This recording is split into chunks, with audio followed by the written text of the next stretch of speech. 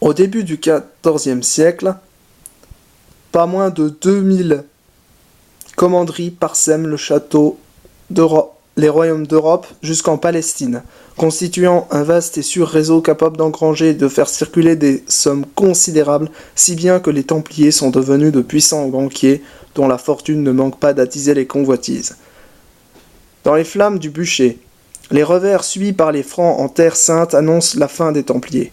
Depuis la perte définitive de la Palestine en 1291, ils n'ont en effet plus de raison d'exister et l'ordre ne se consacre plus guère qu'à la défense de ses intérêts financiers.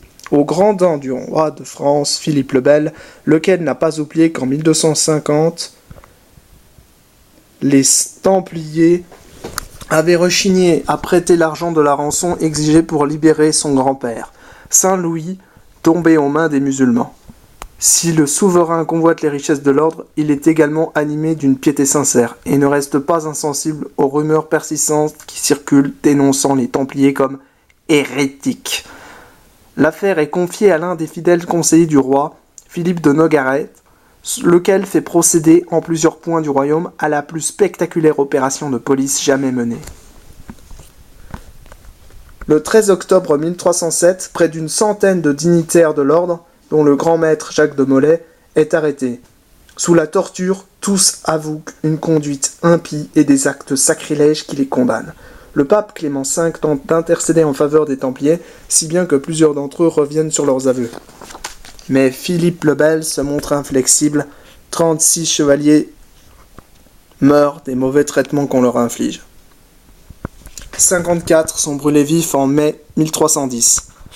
La papauté, dont le soutien jusque-là ne s'était jamais démenti, se résout à dissoudre l'ordre en 1312.